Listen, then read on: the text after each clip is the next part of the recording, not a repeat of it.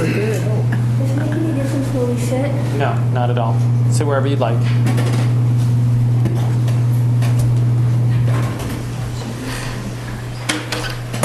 Grab another chair so I don't get the filing cabinet. Hi, I'm Jen Colson. Hi, I'm Joyce Westner. Hi, Joyce. So nice to meet you. Hi, I'm Heather. Heather. Which Heather? Von Maren. Von Maren. Sorry, Okay, like, very good. No, I knew there was two. I knew there was two. I just wanted to make sure I got it right. Yeah. Good. Thank you. Hi, I'm Jen Colson. So nice to meet you. Nice to meet you too. Thank you. Thank you. Do you maybe, your back is going to be today. Are you comfortable? I'll be okay. Yeah, I'll probably just sit at an angle. Thank you. Sure. It's a horrible place for that. I'm gonna take the cushion. Do you want the cushion chair?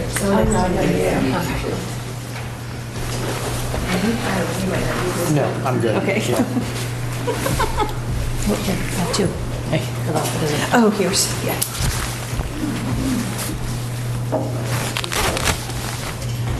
Well, you're still waiting for a quorum.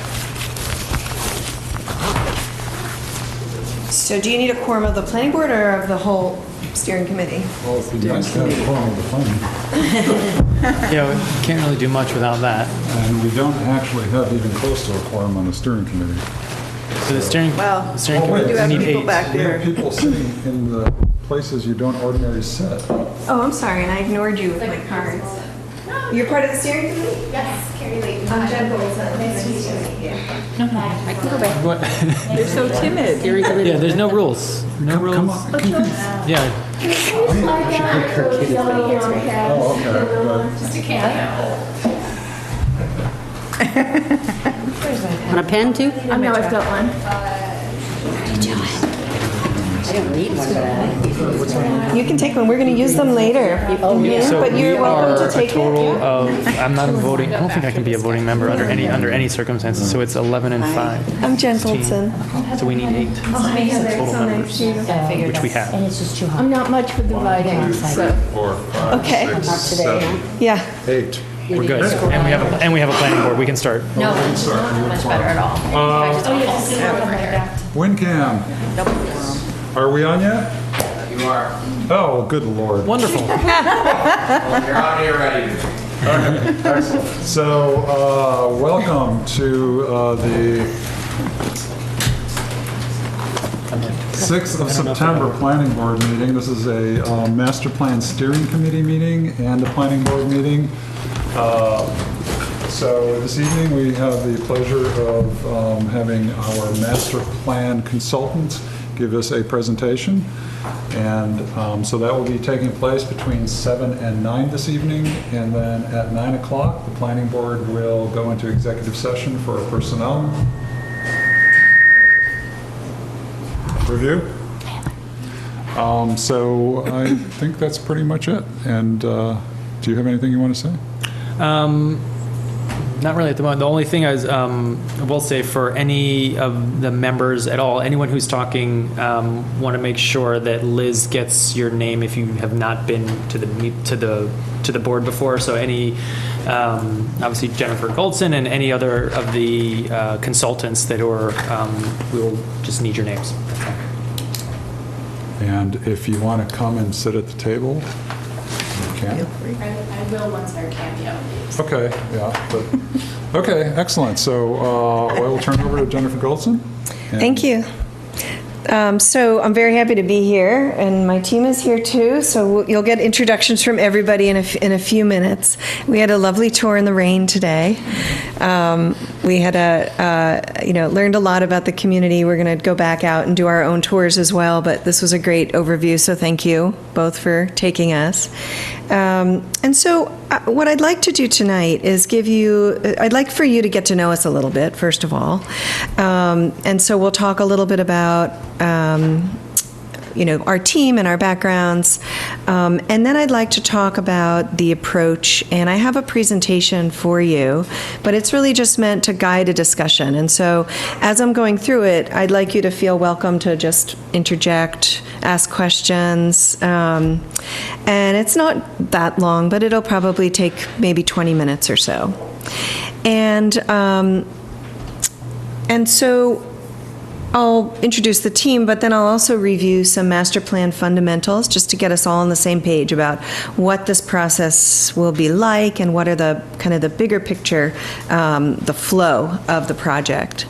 And then I'll talk more specifically about the project scope and schedule. And we have a handout that's a little more visual than the one you may have seen from the contract to give you tonight. And then we'll get ready to take the very first step that we're going to ask you to do with looking at project branding and setting up Co-Urbanize online platform. And I'll talk more about that when I get there. And then I have a little exercise I want to run through with you with these Post-it notes. And we can also just have free-flowing discussion, as I mentioned. So, any questions so far? Is that okay if I just dive right in? Please Okay, do. great. So I'm Jen Goldson. I started JM Goldson just over 12 years ago, and we've grown from a small business of just me working out of my house to about 3 years ago starting to hire planners and growing into a small office in downtown Boston. We do mostly work with visioning. We do a lot of community engagement work and housing plan work and open space work and community preservation work. We have another colleague who's not here tonight, but you may meet her at some point, Laura Kreitzer, whose specialty is historic preservation. So for part of this, in terms of our role in this process, we're the project manager and also the process manager. Sometimes I'm the process manager on a project that I'm not the project manager on. So I just wanted to clarify that, both roles on this project.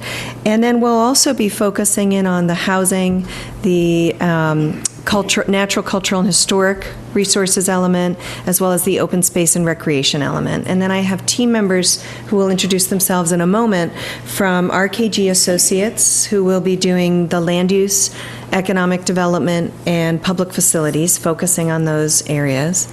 Tool Design Group will be focusing on transportation, circulation. And then Bob Mitchell, who couldn't be here tonight, although he wanted to be, he's really a zoning guru, and he's going to be working on the land use element along with RKG. Hi, I'm Jen Goldson. So nice to meet you. And so if I could just bring up my team now. We have Anna Callahan here from maybe, Anna, could you just say a few words about your background? And Sure. So I started at JM Goldson in July, so I'm relatively new. I'm also new to Massachusetts. I originally come from New York. So I'm learning some Massachusetts geography. My background is in historic preservation and planning generally. Yeah. and she's just graduated Cornell. Yeah, I just got my master's in regional planning at Cornell. Sorry, so yeah, they can't hear you. Oh, I'm sorry. Do you want her to repeat that? Maybe just Yeah, the small, okay. your name, just the small, yeah. I'm Anna Callahan. I've been working at JM Goldson since July, and I just got my master's in city and regional planning from Cornell. Hi, Karen Fitzgerald. I'm with Tool Design Group, and I actually grew up in Winchester, so I have a little bit of background here. And we'll be doing the transportation and circulation sections of the master plan. Hi, everyone. My name is Eric Halverson with RKG Associates. RKG Associates has been around for almost 40 years, working in communities all over New England and all over the United States. We mostly focus on economic planning and real estate. We are located in downtown Boston. We also have another office in Alexandria, Virginia. And we'll be working, as Jen said, on a good portion of the land use, coordinating with Bob on the zoning piece, the economic development piece, and the public facilities piece. Hi, I'm Jahangir Akbar. I'm with RKG Associates, and I'll be working on the master plan, mostly on the economic development section. Great, thank you. So I understand that your last master plan was from 1953. Is that correct? And that there was the last full master plan, 2010. I know that the town had worked on creating some of it, but I will clarify how far they got and probably get some information from that as well. But I think it's pretty obvious to say that a lot's changed since your prior master plan. And so one of the interesting things about this project, because the length of time you've really looked at the town comprehensively, will be to try to figure out where are we now and how is this different. And I would like to look at the 53 master plan. Sometimes communities work so hard for so long on the same things, and you end up reviving the same ideas. So it's always nice if you have a copy, or can find one in the library. Okay, good. And so what is a master plan? And so this is really, different consultants might say different things. But what I would say, it's a way to respond to change over time. Oh, hi. Hi, how are you? I'm Jen Goldson.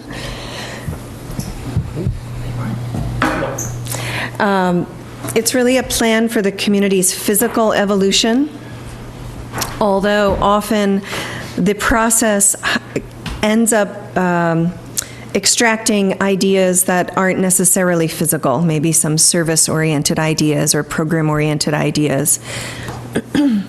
It's long-range and visionary. It's typical for it to look at a 10 to 20-year period.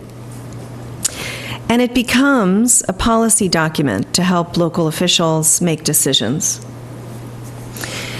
And I like to also say that it's system-oriented. So even though we just introduced ourselves and told you what the various elements are that we'll be focusing on, I don't want you to get the idea that we're going to all go back to our office and never talk to each other and come to you with 7 elements that have never seen the light of day in terms of looking at them as a whole.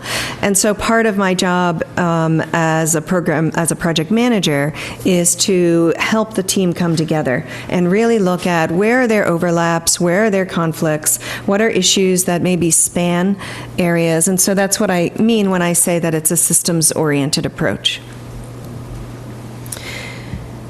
So the first thing we're going to do is start by trying to understand the community. Other than Karen, we're all very new to this community, and we learned, quite a great deal, I suppose, on the tour, but really, I'm sure just the tip of the iceberg of what we really need to learn to help you in an adequate way. And I know that you've already done a lot of work gathering existing conditions and doing the MAPC survey, and there's a housing production plan that's almost finished. And so we'll be looking at all of that, but we really need to understand it.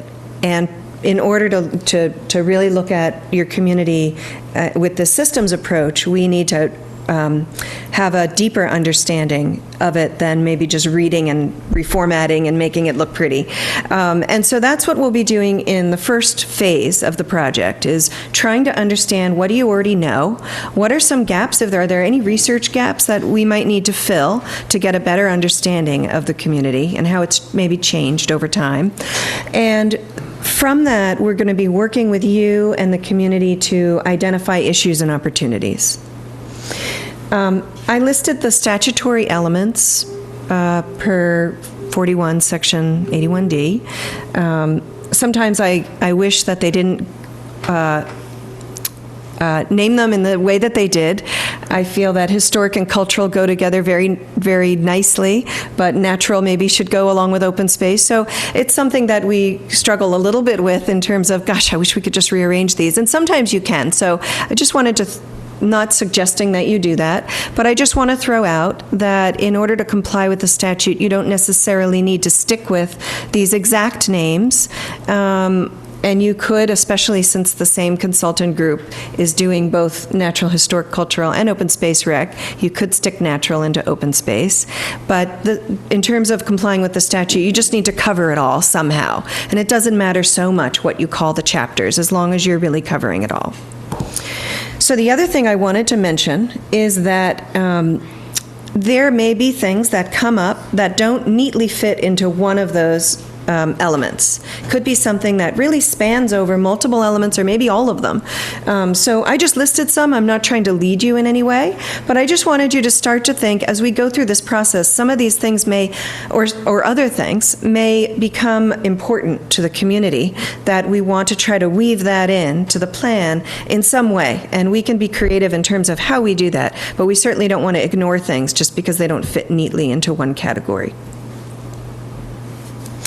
So then, there is a little formatting problem. I changed this from a Mac to a PC, so I quickly looked at it on the screen, but, so if you see any other little glitches, just know it was perfect when I did it at the office. So the next thing we'll do is, and this is getting into phase 2, is helping the community envision its ideal future. So we start with this base of knowledge, understanding issues, opportunities, and then we go into looking at what do you want to see in the future? Imagine what your community could be at its very best. And I believe a good vision is a stretch, but still in the realm of the achievable, hopeful and optimistic, and a way to respond to change over time. And then we'll also be, at the same time as we're looking at the vision, we'll be developing goals for all of the categories, all of the elements. And so this is I have great fun in this part of the process, because when you develop goals, this is another reason it's very important not to plan in a silo, because open space goals and housing goals don't always naturally harmonize with each other. And so we look for those tensions between the elements, between various goals that the community's coming up with. And we help the community try to reconcile those in a way that makes sense to try to meet its vision. So how should Winchester achieve its goal? Now, this is going into phase 3 of the plan, which is figuring out what kinds of strategies can help you achieve those goals. And we look at regulatory, physical improvements, programming and services. You can look at a variety of types of strategies. Maybe there are strategies to increase revenue or have other funding sources, or, sometimes those are strategies in and of themselves, and sometimes they're ways to incorporate into the action plan to fund strategies. So we'll be looking at all of that. And then in phase 4 is really pulling it all together, creating the 5-year implementation plan, which is quite detailed. By statute, it has to have specific municipal actions to achieve all of the strategies, identify any scheduled expansion or replacement of public facilities and infrastructure, anticipated costs and revenue, and a process and schedule. The statute uses the word process. I like the term schedule because you already know the process for your regulatory amendments. And then you need planning board approval. You don't need town meeting approval, but sometimes communities like to present to town meeting. Sometimes communities like to get an endorsement of the Board of Selectmen, but the body that approves this is the planning board. And then the statute requires that the plan is then filed with the State Department of Housing and Community Development. They don't do anything with it. They just keep them on file. They don't review it. They don't give you feedback. You're just supposed to file it with them. Any questions so far? Okay. So, Anna, do you have, I have them, sorry. Okay, so we have some hard copies of the next few slides that I'm going to be giving you. So these are not stapled, but you need to take 2 sheets. They're already collated, I think, right? Yeah, could you help me? Thank you. So the first slide is really just an overview, very generalized overview of those 4 phases that I just talked to you about. So phase 1 is happening right now. We're starting today. And it is Winchester yesterday and today. So we're trying to understand Winchester. And this phase will last for a few months through the end of the calendar year. Then phase 2 is what could Winchester's future look like? And this is when we are doing visioning work and the goal setting work. And that's January through roughly July. And then we have phase 3, how should Winchester achieve its vision and goals? And that's really coming up with the strategies. That's August through December 2019. And then the last phase is plan adoption and finalization, the pulling it all together phase, where we're doing the action plan. And that's January through February 2020. And that's also where you go back to the planning board and try to get official approval by the end of that phase. So you probably know we're contracted right now to do phase 1 and 2, and then in the new fiscal year, it's anticipated that we'll be contracted to do phase 3 and 4. So does everybody have the handouts now? Oh, we missed over here.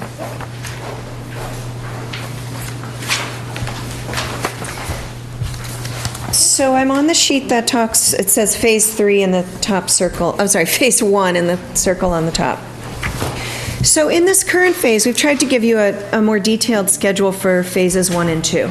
So for phase 1, we have the project kickoff meeting tonight, and then we're really running with understanding the community, getting all the documentation that you have, filling the gaps with our own research, doing a series of focus groups, one for each element, and then also stakeholder interviews, and also analyzing the existing MAPC survey, which you have the results but don't have the analysis yet. And so we'll be working on all of that over the next few months. And our deadline to get you an existing conditions draft report I'm proposing is November 16th. Which is right before Thanksgiving. So you can take it home with you on break, or if you're traveling on the airplane. And then we'd like to suggest meeting with you again. Well, we'd meet with you in October, but after we submit the draft existing conditions report, we'd like to meet with you the week after Thanksgiving. So the week of November 26th to review it, get your comments, get your feedback, and then we'll be revising it. And we'll be working on the revisions until probably mid-December, and then, depending on how extensive they are. And then we'd like to submit a revised version back to you. And we'd also like to suggest that we touch in periodically with the Board of Selectmen. Now, originally in my proposal, I had said the Planning Board, not realizing that the steering committee, that the Planning Board was part of the steering committee. So we're going to be seeing the Planning Board all the time anyway. So part of this project schedule was to have some public presentations so that the public at large and town officials are informed at every step of the way. And so you'll see that back in September, I'm proposing it'd be great to get on a Board of Selectmen agenda. If they could fit us in, I can make it pretty short if it's a tight agenda.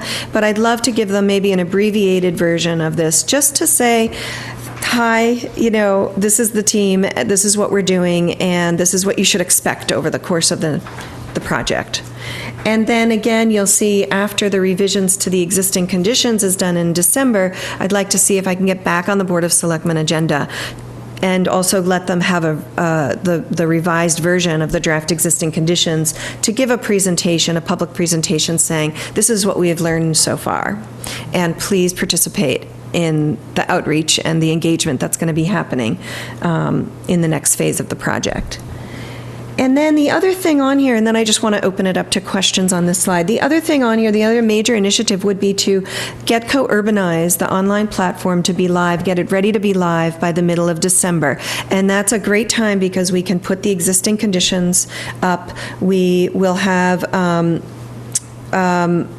set some dates, hopefully, for community workshops, potentially. So we'll talk about it on the next slide. But if we can get Co-Urbanize live in the middle of December, and we're going to need your help with that, and Anna's going to talk about that in a little while, then we think we'll be in really good shape to launch Phase 2, which is really focusing on the public engagement piece for visioning and goals, with the Co-Urbanize site already live in December. So that's the general plan. Before I get into Phase 2, does anybody have any Oh, I'm sorry, there's one thing I just realized I didn't say. So the other thing on here is the focus groups and stakeholder interviews. And so what I like to do is schedule one focus group where we invite stakeholders that are interested and have knowledge, local knowledge, or broader knowledge, professional knowledge about whatever element that focus group is for. So we would have a transportation focus group and an open space and recreation focus group and a historic and cultural and natural, but I probably put natural into open space because it's going to be the same folks. And so we would set up 6 focus groups. You may ask why 6, because there's 7 elements. So the answer to that is that the public facilities, it makes more sense to have one-on-one interviews with department heads and the folks who are running those public facilities. So we'll probably do that as stakeholder interviews. But we'd like to set up 6 focus groups. They'd be about 1 hour each. And we're proposing early in October. So it'd be the first week in October.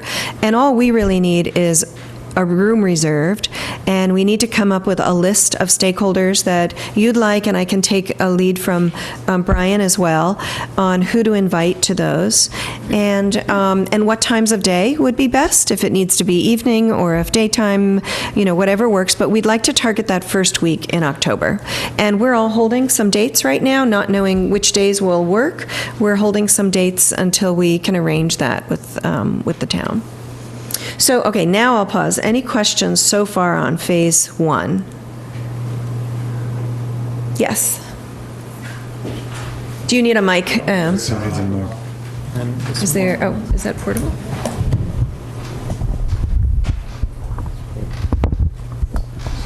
Just identify yourself. Okay. Yeah, John Sibyl from the Housing Partnership Board. 2 questions related to housing and how it fits in. One is, what's your definition of a stakeholder, and would you include as part of that developers who are working in town? And then the second question is, have you talked with Brian about how to interface with the housing production plan in all of this, which obviously covers existing conditions? Yeah, great question. So I would actually turn it around and ask you, who do you think are the stakeholders in housing that we should talk to? And if you think it's important for us to include developers or realtors or folks that maybe live in affordable housing developments, folks on the housing partnership, I would say that that's not my decision. But those are the typical types of folks that are represented at those meetings. And then the second question is how I would interface with the housing production plan. So we understand that a lot of data has been collected, so we need to review what's been done. We need to review the findings. We understand that it's going before the planning board, in October? It's going before the planning board October 9th. October 9th, yeah. I didn't want to say, for scheduling and stuff, I don't know if this is the forum to talk about it, but yeah, this week of 10/8 steering committee meeting. Yeah, I don't know if it's... Yeah, so I can shift times around with Brian. I don't want to spend your time doing scheduling, but that's good to know. Yeah, and, October 9th. And if I'm available, I just have to check my calendar, but I'd be happy to come and just listen in and see what the comments are, and yeah. Yeah, so MAPC is coming in on the 9th. Okay, great. Is that, just so for clarity, because I was unclear on that as a member of the planning board, so that is a meeting to do what with the... So housing production. MAPC is coming just to present the draft. Okay. Yeah. Okay, great. I just wanted, Jennifer, I wanted to correct you. We call them the select board versus the select. Oh, I'm sorry. No, that's okay. Yes. That's wonderful, by the way, so thank you as a It's woman. very important to a lot of residents. Yes, all right, I'll make that change on my materials. Okay, John, did I answer your questions all right? Okay, so... You can talk more as well. Yeah, sure, absolutely. And so let's go on to phase 2. So phase 2, this is really launching the heavier community engagement. I would call the beginning of community engagement the focus groups, but the real kind of broad public engagement is happening to begin with in this phase. And so we would like, starting in early January, we are recommending you meet the week of January 7th, so we can talk about that schedule, but we'd like to get a strong kickoff right after the holidays are done with launching this phase, where we work with you to develop a detailed outreach and engagement plan. And then we would be preparing for one of 2 public forums. The first we're proposing at the end of February, which I know is tough with the snow, so we'd like to propose a snow day too, just to keep the project moving.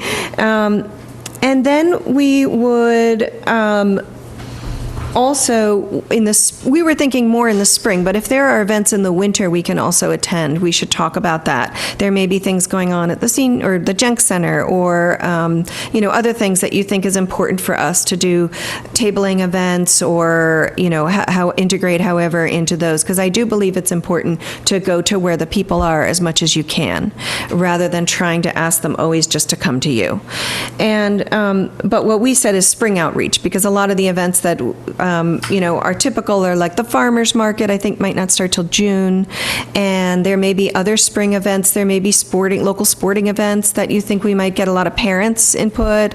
We can have, short polls. We can have a table with information. We can have activities that are quick for folks to do. So those are the kinds of events. We can hang out. I don't know. I saw a Starbucks and a Dunkin' Donuts. I don't know if they're local cafes where, we could hang out for a morning and chat with folks. So just some ideas, and I'm just throwing them out there, but in January is when we really want to pin down what's going on, what would work in this community to really have this project be not only visible, but to try to collect as much feedback from a variety of perspectives as much as we can. Is there a critical number of residents that you're trying to reach to make it? There's not a specific number, but what we like to do is kind of quiz you about other public events that you've had. What's a typical turnout? What does a 40B application turn out versus the housing production plan versus, and we'd like to try to shoot with, we'd like to try to figure out what's the norm in this community. Can we get to the high end of that norm? We don't, if we can get beyond, above the norm, that's great, but we don't necessarily want to set our expectations so high.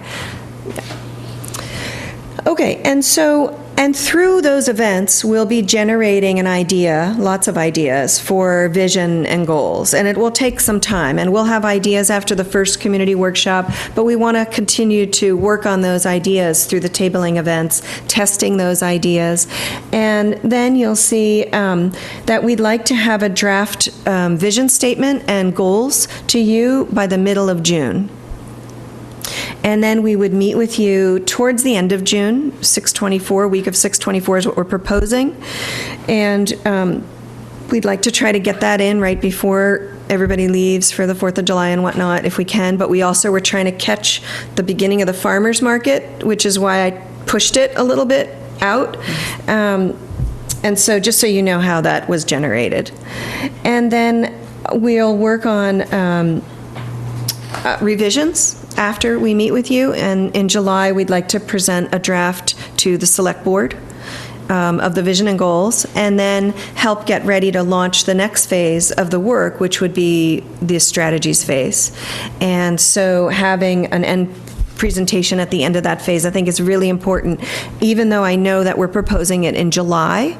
And so if you think that's a big problem, we could talk about that. And maybe there's I want to make sure that when we're scheduling these presentations, people are going to be paying attention. Any questions on phase 2?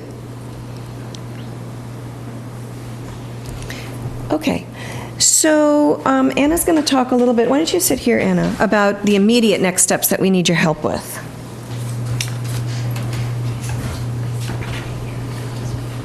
All right. So there are a lot of next steps for us, but these are sort of key steps that we need your input on. So the first is developing a logo or a brand for the master plan in terms of how are you going to be interfacing with the public? What are some ways that we want what is a slogan or a phrase that we want to sort of convey the spirit of the master plan to the public with? What design wise, what does that how do we convey the master plan idea and goals to the public? And that's something that we have to start doing now because we need to sort of start getting the community engagement piece going. So if that's something that you're interested in, that's something that could be a potential subcommittee on and sort of developing this aspect of the master plan. So if you're design oriented, this might be a good way to delve in. And it can also tie into getting the co-urbanized site ready. And that's an online outreach engagement tool that we can use to, the public can text in comments, they can write in online, and it's a way for us to provide information and updates about the project as it goes on. So if there's a community workshop, the public forum, we want to be able to get those dates up on the website when it launches, or if we want to provide information about what the master plan process is, who is on the steering committee, those are some things that could go onto the site. So there's also a map in which citizens can then talk about, this is maybe a problematic area, this is something I really love, this is a challenge, an issue, and it helps get the community engaged in a way that they don't have to necessarily go to a place. So if you don't have a lot of time on your hands, but you want to be involved, this is a way that they could be involved. And so the branding and the logo and that sort of piece will also tie into that. So it would be helpful to have a subcommittee maybe focused on both elements. And then the existing conditions will have that wrapped up so we can put that information on the website when it launches in mid-December. So we have to start, there's a lot of, a lot of pieces that we need your advice on and guidance, because you know the community the best to help guide us in crafting what this is going to look like. What will like the community best receive by putting this information on the website? So I guess you can think about it a little more, and I know there's people who aren't here, so maybe it's better to follow up by email, but if I was going to do a straw poll, are there any people who are like, yes, I want to be involved, or maybe not? No, you can all think. It's a lot to... How about a maybe? Maybe. Yeah, so I have my card over here, so I'm going to maybe take one. What is the commitment? Are you talking about communicating through email, or are you talking about more meetings? No, we can do a conference call. I would like to do. I think emails would be great if that's a way to do it. And I think doing as much through email. I know that you guys are all busy, and I know that for many, especially the planning board members, you guys are on 2 committees, and you have to meet for both. And I'm sure a lot of other members are on multiple committees. So I want to cut down on meetings for you all. So maybe a conference call or emails. I mean, I'm willing to also work with you guys as much as possible on what you want to, how engaged you guys want to be. And what if we would rather you take the lead and come back and we give you the thumbs up or the thumbs down, in terms of we give you more space, be creative in the way that you are professionally trained? Yeah, so that's, yeah, that's definitely, I mean, if that's what, I'm happy to, like, that's sort of the idea, is that, we can craft information and then you guys are like, great, or no, this is completely off the mark, this won't work for this community. Like, I think that might be the best starting point for us. I don't know what the committee feels, but given that you've seen all the master plans and how co-urbanize is working, and it's where it's at its strengths and where its weaknesses, I'd like to I would prefer that you take the lead on it. In terms of the marketing, I mean, I just know the general feel for Winchester isn't exactly trendy, but it's also it's sophisticated. So like some of the examples you showed, the thought behind it was there, but it felt design-wise, but other than that, with that feedback, it might be, I'm happy to work with you on it, but I think it'd be better as you are more familiar and your company's more familiar that you take the lead. Yeah, and I think we're happy to take the lead. I think the question is more, we're thinking a subcommittee, because I don't know that the entire 17-person committee necessarily wants to be weighing in on the logo and branding and the core, like the sort of smaller details that need to be hashed out over the next couple of months. I mean, maybe if there are 3 to 5 examples of communities that have done it really well, that you could send us a link to, and then we can look at it. Yeah, absolutely. What communities that you've done would you put comparable to Winchester? And how successful are they? And what were if you were to do again, where would the tweaks be? Have you done many? Maybe a better question for Jen than for me, but I'll tag her in. So in terms of communities that are examples of you, we just finished helping out with the Concord plan as a subconsultant. I view Concord's every community is going to be different from you. It's hard to pick a real example. Working in Sharon right now as well, which has a similar, not as quite wealthy, but similar perception of wealth at least. We have communities we've all associated ourselves with in the same. I'm just finishing up some housing plan work in Wellesley, which I think, from driving around, a lot of the places here reminded me of Wellesley. What worked for those, I'd like to know at some point in time what worked for those communities, and if you had to go back. You mean in terms of branding and co-urbanize, or are you talking the whole other? Process. Did you work individually? Did you work with communities? Win with Winchester is so corny, but I mean, do the slogans really matter to get people involved? Oh, absolutely. In fact, when you walk around Town Hall and you see a black and white flyer with Times Roman font, whatever, you probably don't give it a second glance. But if you see our logo all over, what the heck is this logo I keep seeing? It's colorful, it's got a slogan, you start to notice it more and more. And then when you're clued into what's going on, it's a really great marketing piece. I don't know if any of you have worked in marketing, but that's what you're doing. You're marketing the project. So it makes a huge difference. And in sophisticated communities like this, I think maybe it makes even more of a difference, because I know that you all are busy. You all are working, and you come out at night to do town business, and you probably don't have time to pay attention. But when you have something that looks sophisticated and colorful, and I just think it does help a lot, especially in a community like Winchester.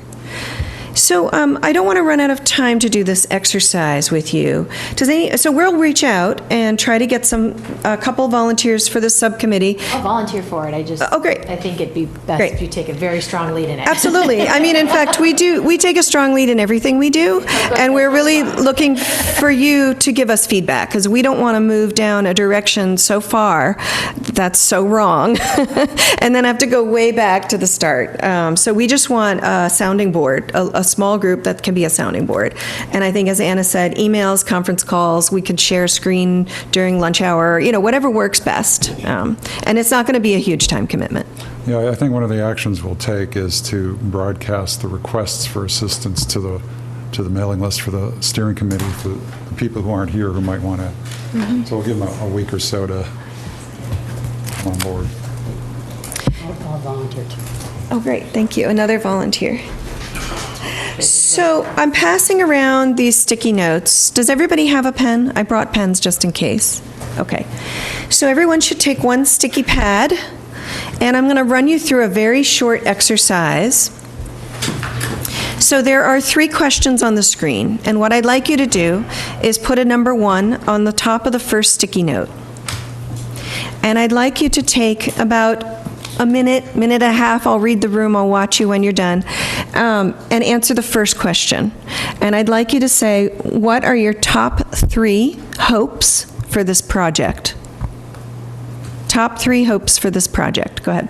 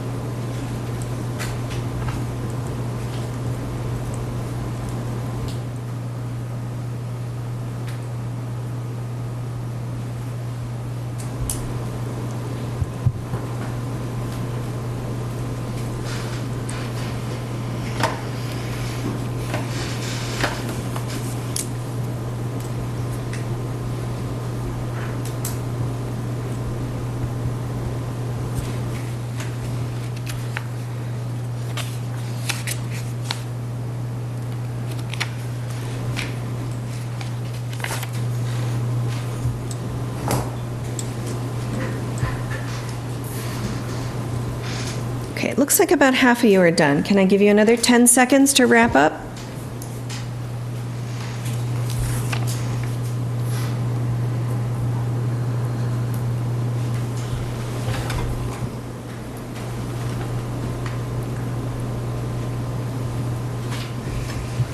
Okay, great. So you can go ahead and rip that off and just keep it for now. On the next sticky sheet, put the number 2 at the top, and answer the next question. What are Winchester's greatest opportunities? And I'm going to time you. You have 1 minute. You might have a lot of opportunities, but I want you to list what you can in 1 minute. So pick the most important ones.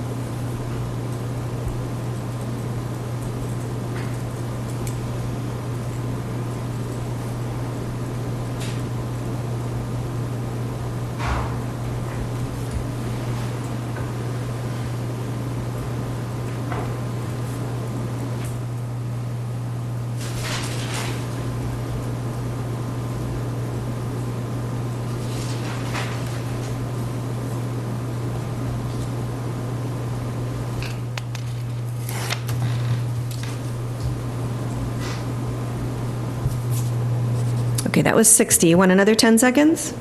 No? Okay, great. So rip that one off. Put a number 3 on the next sheet. What are the greatest challenges? I'll give you 1 minute and 15, okay?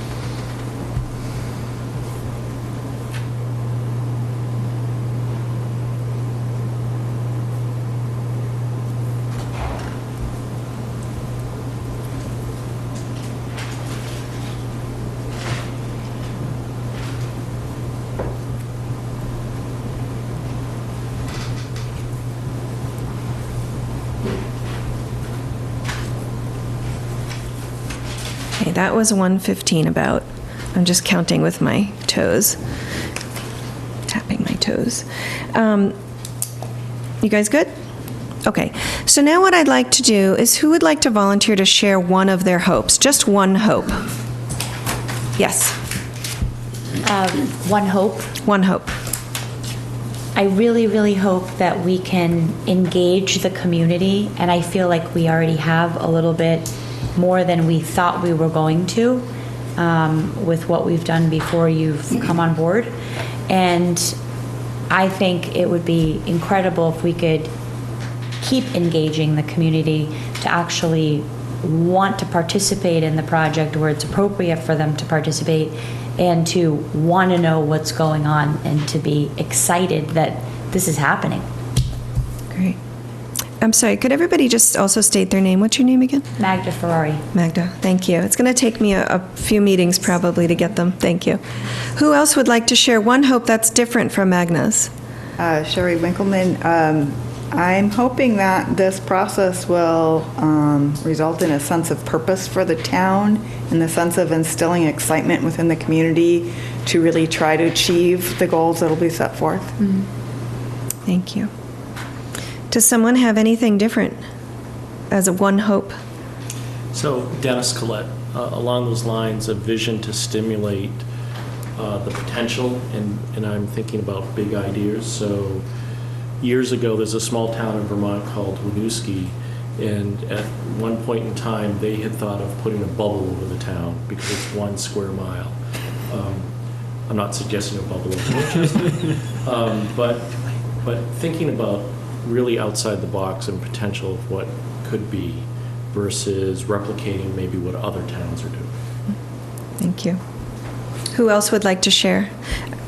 I'm sorry, I don't recall your name. Okay. Jim Johnson. Jim, okay. I think one of the biggest communities that are going to affect this community in Winchester long-term is transportation and traffic. There's a whole lot of traffic shortcuts. There's traffic problems developing in this town that we didn't have 10 years ago. And I think that's going to disrupt the quaintness of Winchester and really affect the community feeling in Winchester. So would your hope for this project be that we focus on those transportation issues? My hope for this project is that we can come to some conclusions, which we've already started in this community, i.e. the bike path, stop signs, lower speed limits. But I guess my hope is that we don't lose awareness of the community, like so many other communities have done because of traffic. Like you take Wellesley, like you mentioned. It used to be Route 9, now it's Route 16, 136, 135. They're always congested. And it takes the quaintness away. And, you know, it is a safety factor, too. And I think if you look at transportation, it's going to have an outside impact to the community that really is going to be detrimental. Okay, thank you. Dennis, right? Jim.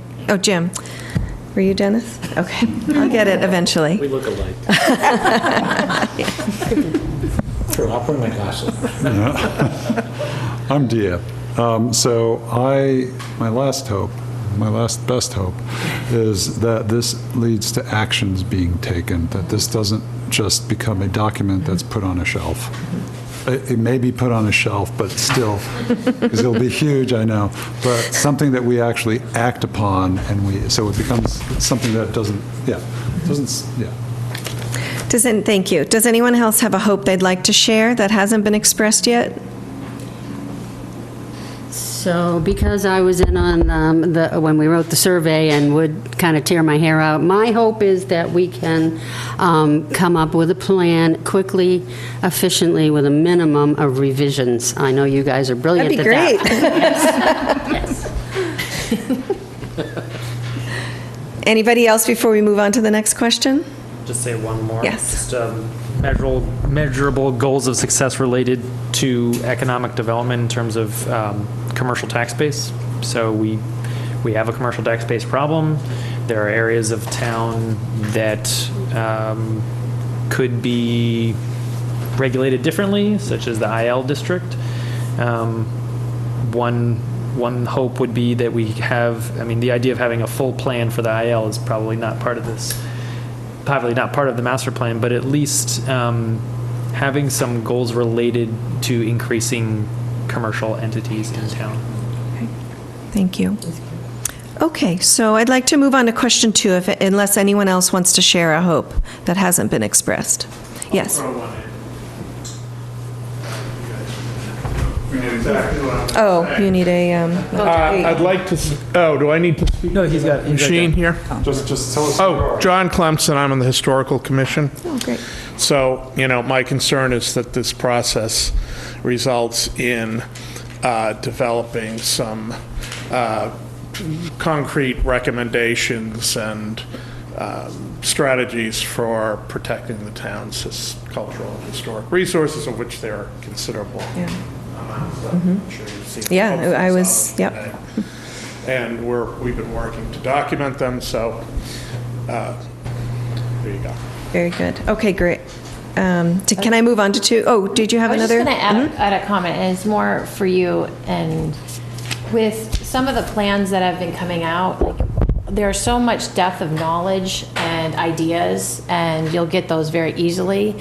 But we have not, I have been frustrated because we're not getting those organized and prioritized and then given a clear route of how to make it a success thereafter. So it's just gathering everyone's thoughts, putting in, these are your actions, but it's not clear on priority. So my hope is actually that you have the ability to do that for us, because that is incredibly important to make it successful going forward. So there you go. Thank you. No pressure. No pressure. Thank you. Okay. So I'll move on to question 2. So who would like to share one opportunity that they put on their list? John. I was going going to try not to go first. How to get Winchester to capture the employment and population growth in the economic development activity that's going on throughout the Boston region. And we tend to isolate ourselves and say, there's an economic fence around Winchester. We want to stay exactly as we have been for the last 30 years. But when you look through the Boston region, there's a lot of growth going on. And so I think that's an opportunity. Thank you. Who has an opportunity to share that's different than John's? Well, mine is related. I'm Robin Wolf. I'd say that because we're surrounded by such wonderful employers, we've also got an amazingly talented group of residents that are very engaged. And I think that we're very fortunate to have that. And, you know, we have a lot of people who would be good resources. Thank you, Robin. Who would like to say an opportunity? Improve, we have a great community base, improve community involvement. Like she said, there's so many professional people in this community that are willing to donate their evenings to improve the quality of life of the citizens of Winchester. It's just got to be, we almost need a day back. There's so many people. Thank you. Who has an opportunity that's different from what's been said? Yes. I kind of have an opportunity, but it's an opportunity and a challenge. And I know this town has struggled a lot with achieving affordable housing, so I think we have the opportunity to become a model for achieving affordable housing on the small scale rather than through large developments. Because large developments would impact the character of this community, but achieving that goal through smaller developments will require real buy-in. So there's a challenge and an opportunity. Thank you. Who else has an opportunity? I think there's an opportunity to reinvigorate the downtown area, to try and draw people to Winchester to shop and eat and these sorts of things. Thank you. Who else would like to talk about an opportunity? Yes. I think it's Carrie Layton. I think it's a tandem to what everyone is saying, but I think we have a great opportunity to diversify the appeal of the living opportunities that we have here. I mean, as you know, when we looked at the demographics that responded to the survey, like the school population really dominated the response rate, and I think that it's a great place for young professionals to live if we can diversify some of our living opportunities and highlight how close we are to Boston, but how quiet, you know, and quaint the town is, and what a great place it is to stay once the kids leave. Thank you. Who else would like to go? Anybody else have an opportunity that hasn't been mentioned yet? I think our opportunity is our land. Land. And it has a tremendous potential. A lot of it has a lot of potential. It's just what the potential is that is at the best use for the residents and for all of the long-term goals of the community. But I don't. When you say our land, do you mean town-owned land, or you just mean, what do you mean exactly? Townwide. Just townwide. Mm-hmm. There's a lot of land that is not at its best use at this time. Not so much. It's like all over. Underutilized land. Underutilized, yeah. But also we have a lot of natural resources too that we don't market very well actually in the town. So there's a lot of opportunity with our land in general for the future. Okay, thank you. Who's next? Who hasn't spoken yet about opportunities? Brian? I guess I'll focus for a second just on specific areas, like geographical areas of town. North Main Street probably being the most amount of opportunity, I think, out of probably the entire town, outside of the IL, which I just talked about. But these are areas that have not seen significant investment for various reasons that we're still trying to figure out. But definitely the area between, when I say North Main Street, it's the area on Main between Skillings and Woburn. Okay. I have one that wasn't mentioned. I think that the river and the lakes could be better utilized for recreation in terms of transportation. I know the bikeway is helping a lot, but there are parts that are really beautiful, but they're not set up So for like canoes, kayaks, that kind of thing? Do you mean like for canoes, kayaks? No, I Oh. mean just like for walking or biking or sitting. Oh, I see. Okay. Trash cans, like just really basic. I see. Yeah. Yeah. Okay. Anybody else? Opportunity? Who hasn't spoken about opportunities yet? I can't remember. I'm looking around, but I'm honestly not giving you a stare down. I just can't remember. Okay. All right, so let's talk about challenges. Who'd like to say the first greatest challenge? Yes. Affordable housing. Yes, I got that first. Big You A, did. Big A and little A, right? Who had affordable housing as their very first thing they wrote down? Yeah. Okay. Part of it. I didn't write that. You didn't. You just thought it, John. Okay, what's another challenge somebody wrote down? My first one was that I think people say they want change, but when they think about it actually happening to like their street or their neighbor's house, anything that really affects them, then they don't actually want it. You know what I mean? Like they might be progressive, but then you talk about something that's going to change in town, and then they don't want it to be different than the reason they moved here. Right. That's a big problem. NIMBY is alive and well. Yes. And Robin? I'd say there are some sections of town that feel as though they're left out, or even, to be melodramatic, abused by some of the potential projects that have been discussed. And there are people in town, in certain sections of town, who feel as though they're not being listened to and that their ideas don't count. Do you have an example of anything in your mind? Well, North Main Street, Skilling's Field would be, two. Okay. What other challenges? Can I share two? Sure. Well, money. Money is a big challenge.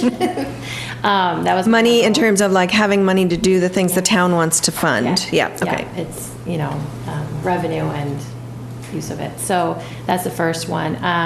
But the other one is the state and federal regulations that are placed on the town and the things that we have to do for state and federal. And that is a challenge. Do you have an example of what you're thinking of? Well, 40B is one of them. Oh, okay. But there's other Yeah. ones now that are coming out that they keep adding on to us. Stormwater management. Yeah. Okay. I see. Yeah. Okay. So Yeah. it's all those that are coming that are making it harder. Okay. Another challenge that hasn't been mentioned yet? Yes, Magna. I think that I've had a lot of involvement in our schools since I've had children entering the school system. And I'd say since 2010, we, I believe, have had our largest population burst in decades. We are not comparable to other towns in the state from that regard because of how much we've exploded. And as much as it's wonderful to welcome, I don't know what the exact number is of K through 12 kids who have come in, but I believe it's over 2,000 over that time period. With them and their young families, we have now a stress on the system of the town. So as wonderful as it is to have burst with this population and have all these new families and children and have them in our schools and downtown and participating in the community, we're not really set up to support that burst. So whether it's from a public service standpoint, whether it's from the buildings and how they can accommodate people, or the schools, the town's stressed because of this population burst. So I see that in conjunction with this huge influx of people, that challenge is there, in addition to how do you keep the town diverse from a socioeconomic standpoint? How do you support that? And also, how do you keep it multi-generational? Because it is. I'm 2 of 3 generations in this town.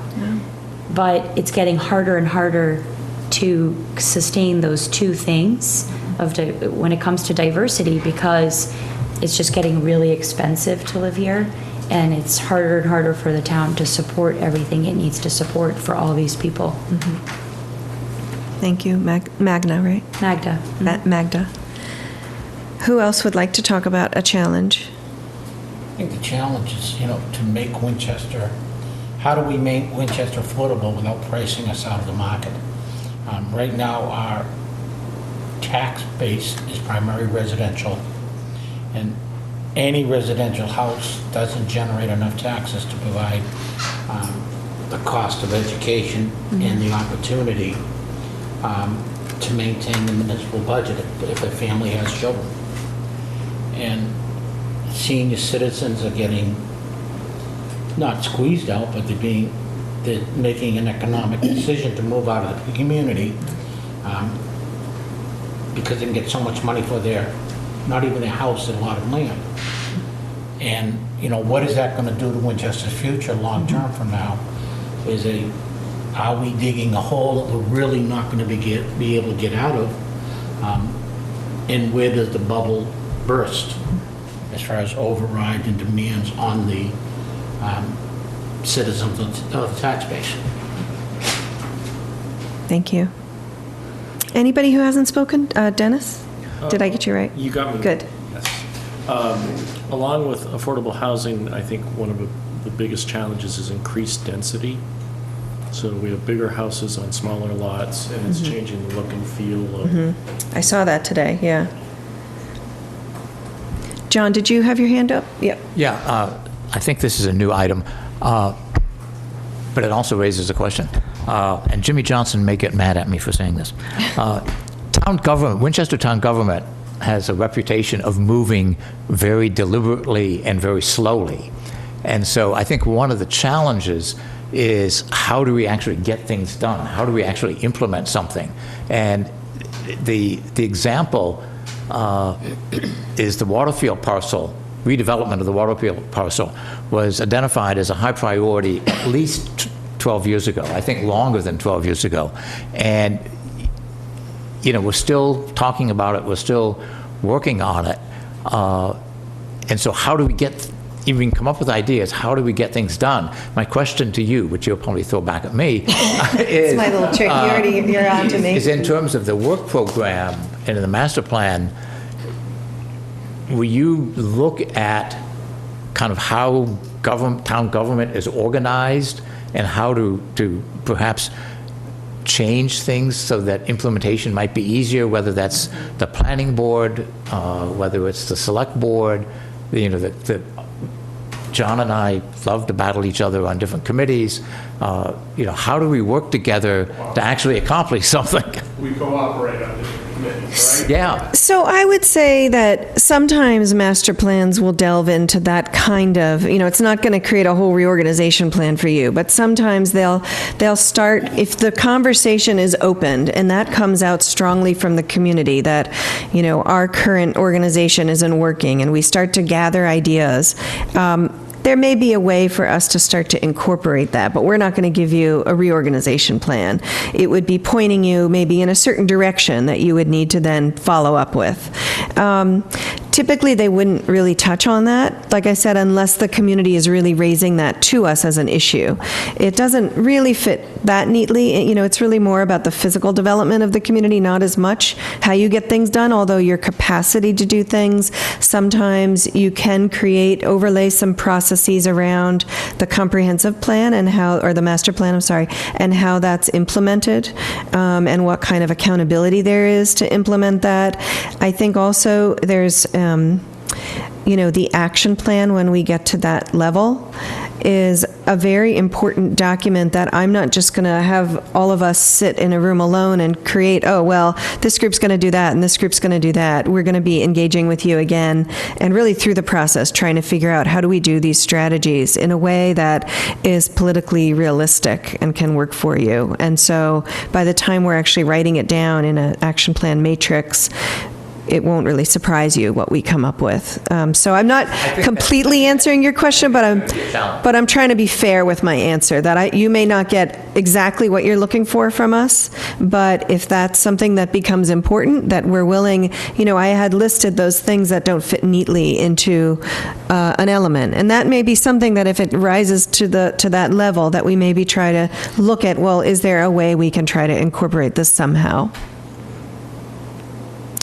Any other challenges or questions? I Yeah. think there are a lot of transportation challenges, and I mean specifically with the streets, like that we could be widening sidewalks, we could be decreasing the travel lanes, lowering the speeds, having bump outs, making it more appealing for families to be walking to school, bike lanes where there aren't. Sidewalks, even areas where there aren't sidewalks. Yeah. And there's some where they're narrow, but the cars are in this huge width and they're just flying right by. I mean, there's all kinds of things we can be doing to change the street dynamics. Okay, good, thank you. So unless anyone else wants to offer a challenge, does anybody else want to?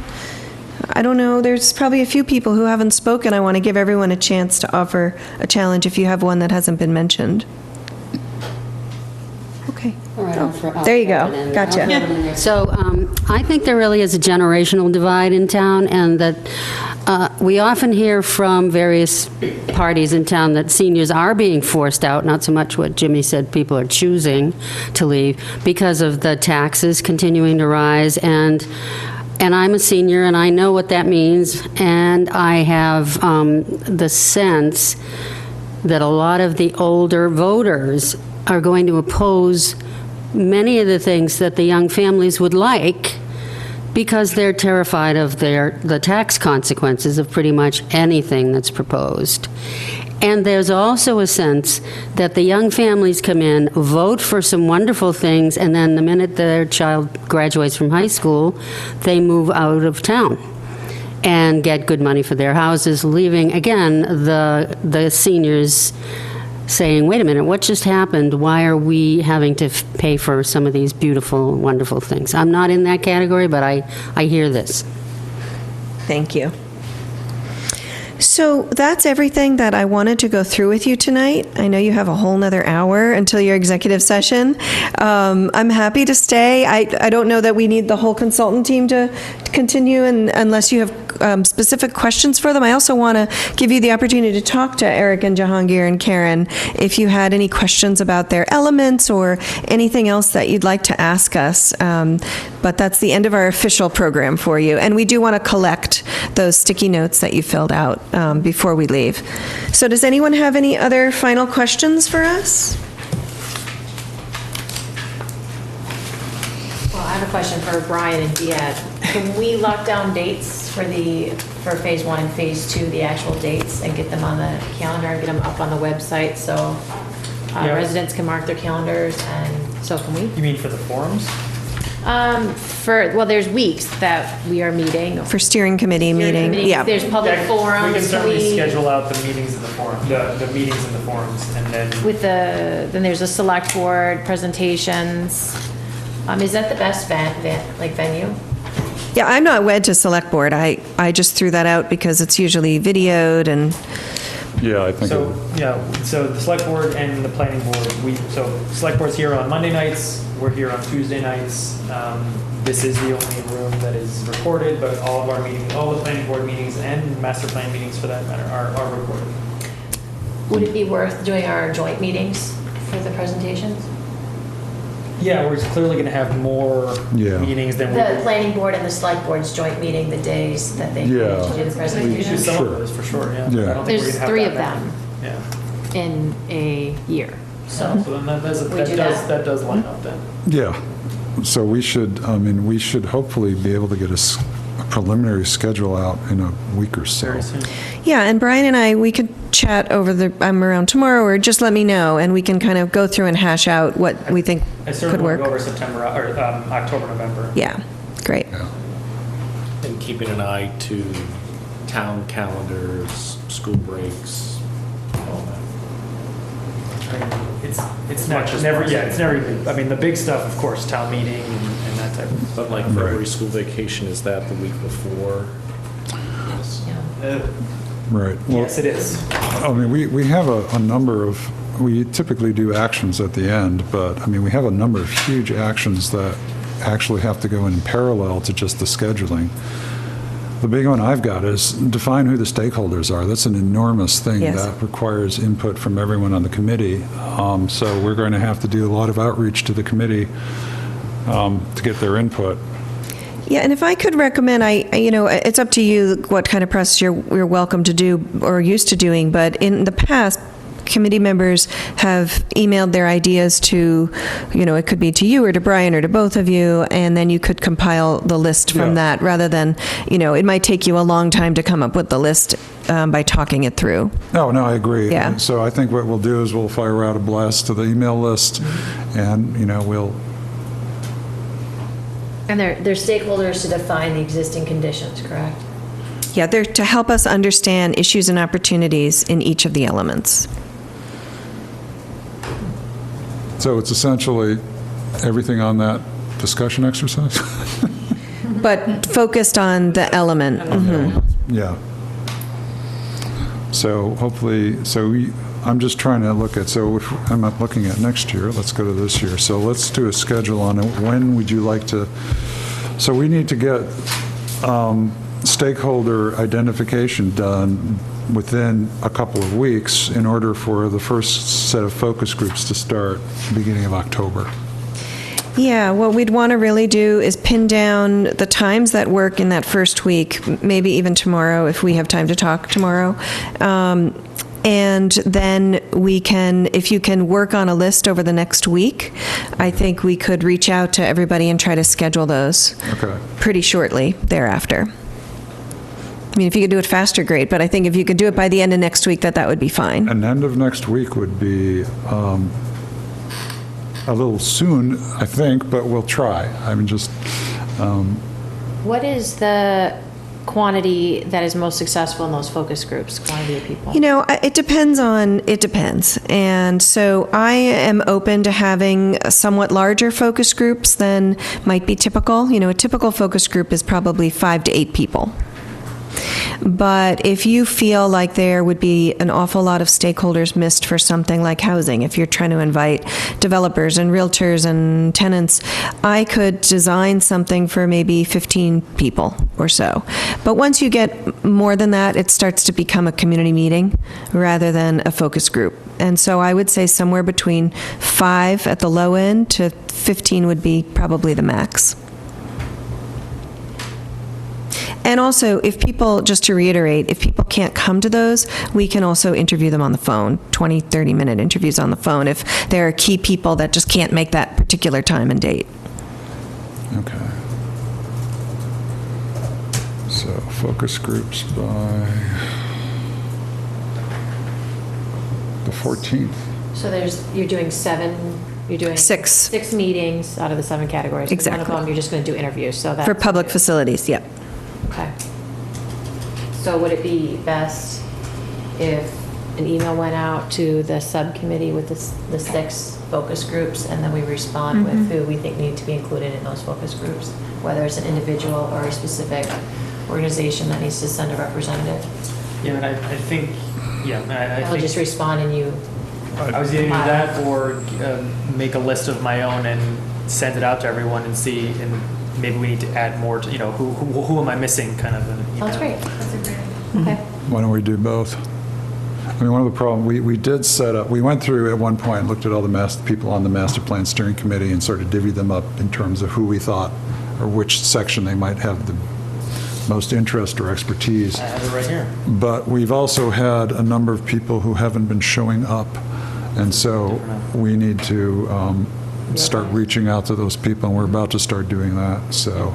And I also do plan for the folks who aren't here. We've offered to have a telephone call with each one. So I'm going to be trying to arrange that over the course of the next, hopefully early next week if I can get people pinned down. So I can also just, I'll go through, I won't go through the whole presentation, but I want to talk through some of the main points and go through the schedule and how that they could be helpful in the process. And, maybe through that I can help to encourage them as well to participate. Okay, yeah. Can we set a deadline date on that for September 14th? So then we can get those who need to attend those focus groups. I've got invited? Yeah. So you put a date on it? For next 9/14, 6 focus groups by 9/14. So can we keep in mind, knowing that we're probably going to attract upwards of 50 people, that we think about segmentation so that we cover representation from a lot of different populations, like across precincts, parents with kids, retirees, because I worry that we'll go to the usual suspects of people who are already committed to working in town, and you may only get a narrow voice versus a broader perspective. We can start keeping track of the demographics and try to make sure that we do that. I think it's going to be difficult because if we're thinking about the people that we think would be stakeholders, we're already leaving out all the people who aren't in that group or maybe are in the group that you just were worried But about. that's why it's a focus group, is the people who are already working on those issues and know a lot about it.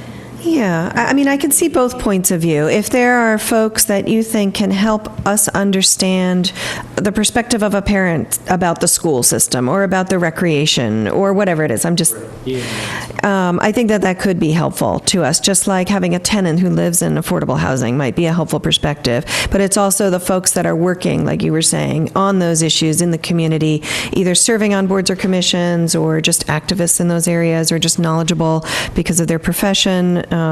But we're just trying to really make sure that when we're looking at the existing conditions and trying to come up with the issues and opportunities, that they make sense to the community, and we don't want to work without having the input of folks in the know and with different perspectives, But I also think that, we'll also strive during the phase 2 piece to really involve a wide demographic, different cohorts, and so there'll be lots of chances in phase 2. This is really more for us to be well informed as we compile this draft document for you. Okay.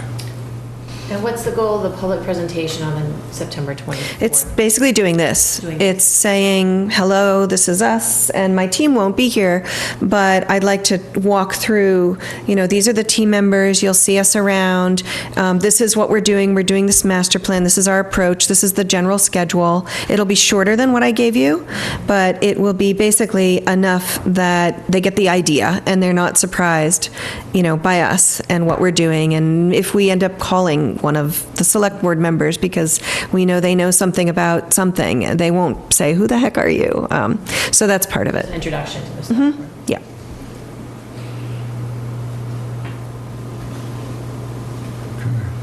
Any other comments? Any more action items? We could go through the action items I've written. I've got arranged for consultant to appear at the select board meeting last week of September, ditto for the middle of December. Define the stakeholders by 9/14. Try to limit to 5 to 10 per focus group. I also have some sub-actions on that to reach out to other committees for suggestions for stakeholders because they may have more expertise in some areas. I was thinking particularly like the Housing Partnership Board, which is meeting next Wednesday, I believe.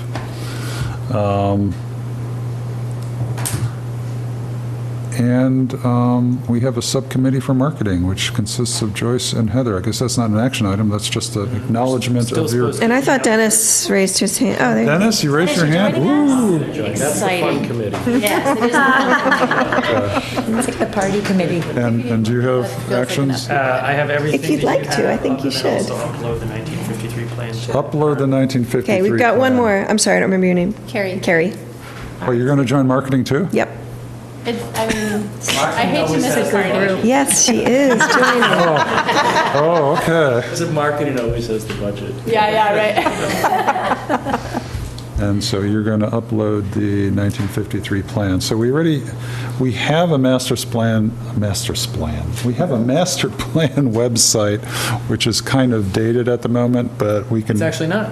It's been updated. all of the old, okay, good. So it's updated. I have a senior from the Jenks who works with me and has rights to our master plan webpage. so he can edit it anywhere really. Great. And the goal, or not the goal, the plan, and it's going to happen, is that every week there will be a small update of the website, whether it's Good. a news, it's an event, it's Put this presentation up. Yeah. Yeah, this presentation should go Yeah. up I there. think that is going to be his sole job for the next 6 to 8 Fantastic. months. It's a weekly update of that website. So, That's great. yeah. So why don't we make sure the 1953 master plan gets to you folks as well as goes on the website? Yep.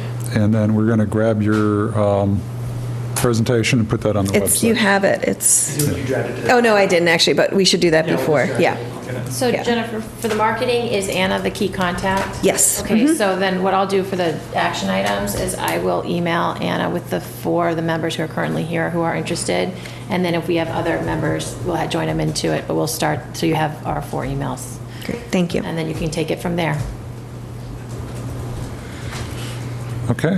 Okay. I think you didn't explicitly say it as an action item, but the blast out to the full committee to really try to keep all the members engaged. Right. Well, That's, You could do both. No, Oh. you were doing that anyway. I was going to do it to the ones who hadn't been engaged, Right, but right. certainly we will, I mean, we're going to send out a high-energy email after this meeting, which will fry your laptop when you look at Make sure you have a good logo on there. Get my attention. You know, so I really notice your it. email. That's not my problem, it's their problem. Make it orange. I'm just going to have a little empty space that's going to say, Joyce, Heather, Dennis, and Carrie are responsible for this empty space. We should take our pictures right now. Okay, so send out I'm not ready. email blasts, right. Okay, to, what the heck are you folks called? Master Plan Steering Committee. PSC. Branding subcommittee. Oh, sorry. Just, yeah, letting everyone know that this happened, that we're going to have the presentation on the website, and that we really expect people to show up because the exciting time has started. All right. Well, thank you. I think Thank you we're very off much. to a good start. So, yeah, we'd like to have those. I already love you because we're leaving early. Oh, good. Brian. Sachem's logo, Yeah. Mega CVS. Thank you. Straight to the heart of it. Let's not do that.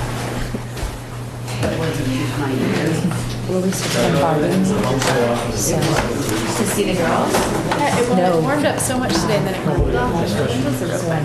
Well, we had planned on being here till 9, so we can certainly have a discussion. She always wants to.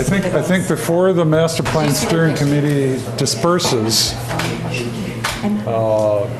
Jimmy, you wanted to, did you have a? No, I just, The agenda was essentially to listen to the consultant, and then if you folks have anything more you want to discuss. Is this for us or is this just your notes? I have a 6th grader at home crying. Can I New have 6th grader, so I'm going to excuse myself. Okay, sure. I'll see you next Good luck. time. I don't think I. Yeah. Oh my God. So if no one has, Let me just grab your pens. Those are the hair bows. oh, you need the pads back. Yeah. Yes, thank you. But they're so nice. I'll forward it to you. Dennis, I'm ready when you are. Yeah, so why don't we vote to adjourn the Master Plan Steering Committee? Do I have a motion? So be it. Seconded, all in favor? Aye. So we're going to take a 5-minute break. Oh, I'm sorry, how many? oh, good Lord. Oh, geez, 1, 2, 3, 4, 5, 6, 7, 8, 9 yeses. Are you sure? 9 ayes. We're voting to adjourn now. What email would you like? So we'll take a 5-minute break, and then we're going to move into executive session. for the committee. No, No, planning board. So Planning board. master plan's over. Planning board is executive session, yep. We're out of here. You're out of here.